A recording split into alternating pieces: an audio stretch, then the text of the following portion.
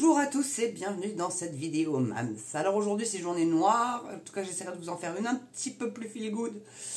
Peut-être bien sur la Norvège, sur leur fonds souverain qui fait 100 milliards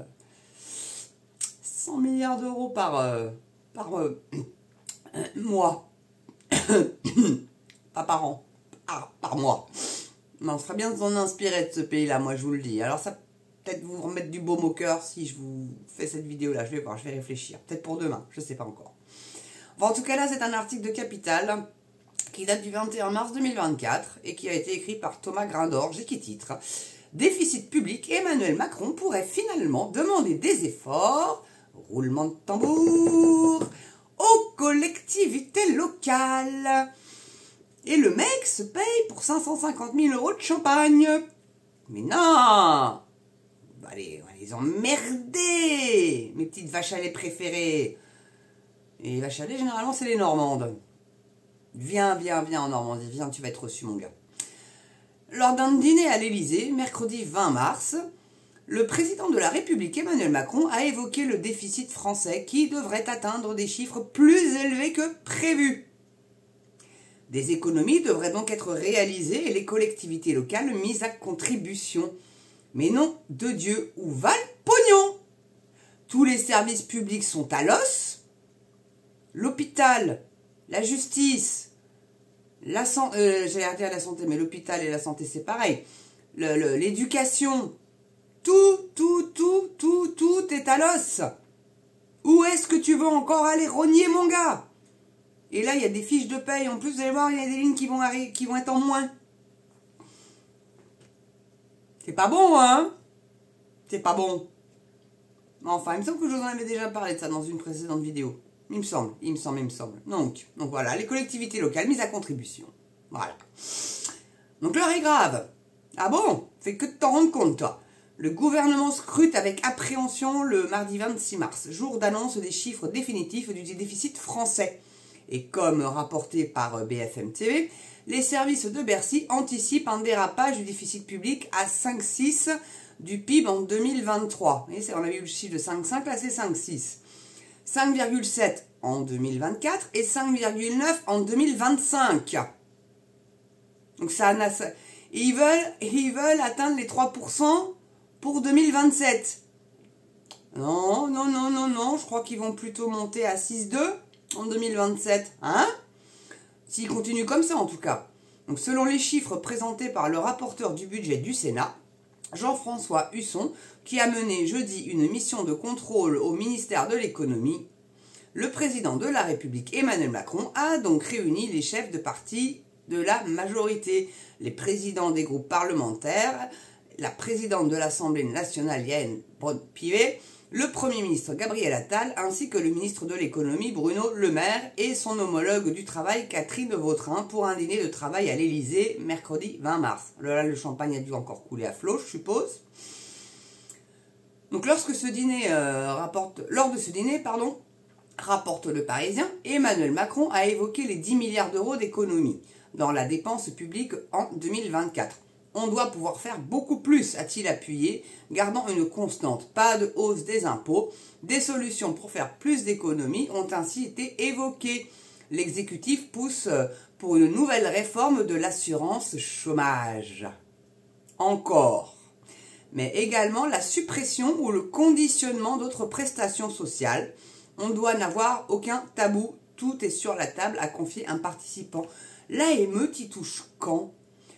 Non, parce qu'on peut se faire même refaire le PIF aux frais du contribuable avec l'AME. Et puis je vous rappelle que c'est pour les clandestins. D'accord? Donc d'où ils ont des droits comme ça, ces gens-là? S'ils sont malades, on peut les soigner. Ça, c'est normal. On n'est quand même pas des bêtes. Et des salauds. Mais faut pas abuser. Faut pas abuser. Non, de toute façon, on ne pourra bientôt plus parce que l'hôpital se casse la gueule. Donc, de toute façon, on ne pourra plus. Donc, l'Ukraine, toujours dans les esprits.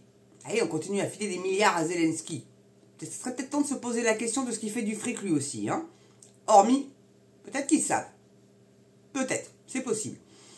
Les collègues, ou alors ils sont réellement naïfs et cons. Hein. Et là, faut s'inquiéter. Hein. Donc les collectivités territoriales ont également été mises en porte-à-faux face à ce déficit. Toutes les études montrent que les collectivités territoriales sont celles qui ont été les plus dépensières ces dernières années. C'est donc qu'il y a de la marge, a expliqué un cadre de la majorité, tandis qu'un ministre prétextait que tant qu'on leur rapporte des recettes, elles les dépenseront. Mais cette désignation des collectivités locales n'est pas sans susciter quelques craintes. Donc s'il y a un maire qui veut faire une piscine, bah non. Bah non, tu la fais pas, gars. Oui, mais pour ma population, oui, mais non.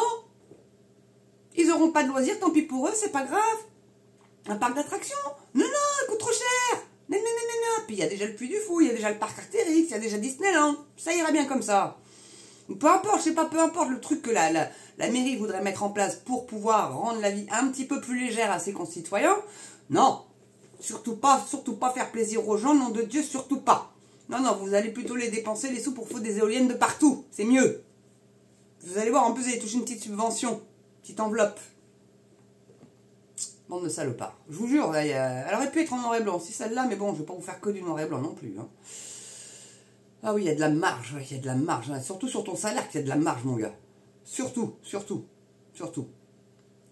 Enfin, bon. Si demain l'État supprime certains transferts financiers aux communes, elles augmenteront les impôts locaux. Vous avez compris que la taxe foncière, de toute façon, c'est dans les tuyaux, hein, ça va être augmenté. Hein. Donc c'est le contribuable qui sera perdant, prévient un cadre de la Macronie. Rien n'a donc été définitivement tranché à l'issue de ce dîner, mais des pistes se dessinent. La guerre en Ukraine et les processus, on doit faire face à un choc économique conjoncturel, lié notamment à la géopolitique. On assume et on dit la vérité aux Français. Oh, ils nous disent la vérité? Ah bon? Ah bah si ça c'est pas un scoopinou. Non mais ils se foutent de la gueule de qui là? Ah oui, on est bien au courant, vous claquez notre fric pour un bonhomme qui joue du piano avec sa bite, ouais. Ancien acteur de navet et qui a été élu grâce à une télé-réalité où il jouait un prof d'allemand qui voulait devenir président de l'Ukraine. Alors pourquoi un prof d'allemand déjà et d'une? Hein? C'est quand même bizarre quand on sait que l'Ukraine est quand même assez nazie. Bon. Il y a des groupuscules nazis en Ukraine, autant qu'il y a des groupuscules de Daesh ou d'Al-Qaïda, enfin de groupes terroristes, des frères musulmans du moins. Donc bon, et on va filer du fric à ce mec-là qui a 2 neurones, qui a déclenché, bon, avec un peu l'aide des Américains, hein, mais on a appris quand même qu'en Ukraine, il y avait 12 bases militaires américaines. Je suis pas sûr que Biden, il apprécierait que Poutine aille foutre des bases militaires près des côtes américaines. Je suis pas sûr. Tu sais, genre au Mexique, ou à Cuba, des zones, une petite zone comme ça. Ouais, je suis pas sûr qu'il apprécierait beaucoup Biden. Donc voilà quoi. Donc et puis là ça reflambe il y a eu une vidéo là qui circule sur Netanyahou qui dit que l'Israël s'autoriserait de riposter à toute attaque et que et là il y a aussi j'ai lu un article là-dessus, je sais pas si j'en ferai une vidéo, j'hésite un petit peu, où en fait il y a des Israéliens, enfin des soldats mercenaires un petit peu d'enjans, vous voyez, très religieux, qui sont en Cisjordanie et qui font peur, qui font fuir tous les Palestiniens de la Cisjordanie. Voilà. Donc ils vont aller tous se réfugier dans la bande de Gaza. Après il n'y aura plus qu'à mettre une belle petite bombe là-dessus et hop là, plus de Palestiniens.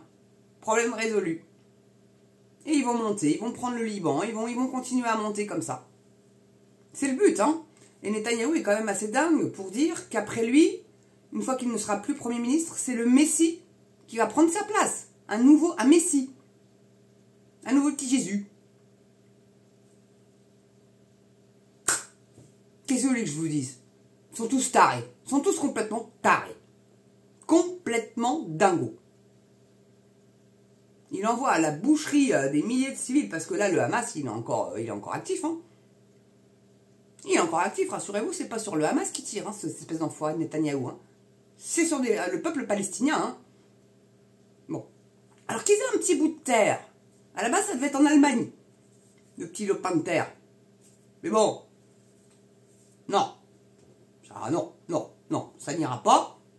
bah, ils se sont quand même fait exterminer par Hitler, les nazis. Hein. Donc bon, c'était peut-être pas forcément non plus l'endroit idéal pour eux. Voilà, ils sont arrivés en Palestine. Au départ, c'était un tout petit territoire. Et maintenant, c'est quasiment toute la Palestine qui est colonisée par Israël. Voilà. Donc, bon. Mais on l'arrête pas, le mec. Et on le soutient. Et les États-Unis. Enfin, encore que là, les États-Unis commencent à reculer un petit peu, là aussi. Parce qu'ils sont pas tout à fait d'accord avec la politique de Netanyahou, là. Quand même. Hein. Puis c'est en pleine période électorale pour les États-Unis.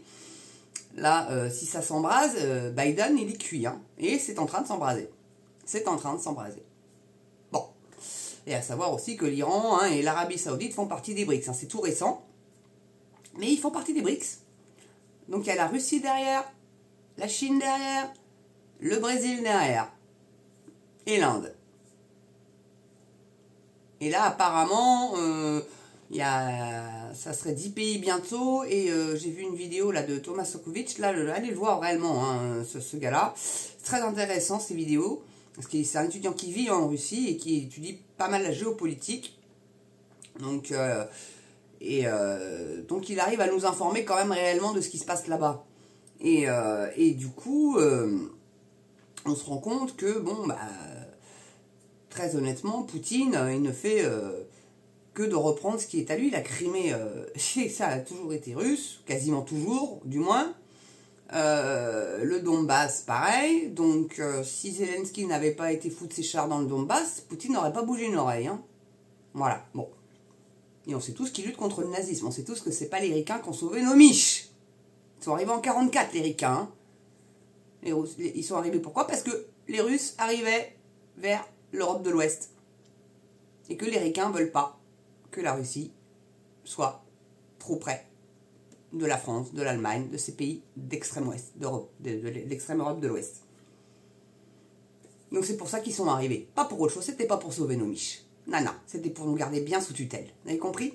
Donc les bouquins d'histoire, là, va falloir peut-être remettre à jour parce que je ne sais plus combien de morts côté russe il y a eu, mais c'est énorme, c'est monstrueux. Hein. Énormément de morts côté russe. Voilà. Donc, c'est eux qui luttent contre le nazisme, hein. C'est certainement pas les Ricains. Voilà. Même s'ils ont libéré des prisonniers, des camps de travail forcé ou de concentration, les Russes avaient déjà fait là, un gros ménage. Opération Barbossa, ça vous parle? Voilà. Donc bon, ils n'ont plus qu'à passer pour des héros et aller les sortir de là, quoi.